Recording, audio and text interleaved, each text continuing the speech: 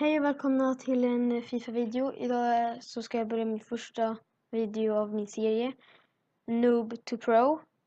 Den här serien går ut på att jag ska bli bättre på FIFA. Så nu går vi in i en match. Här är hans lag. Okej. Jag tror vårt lag kan slå det.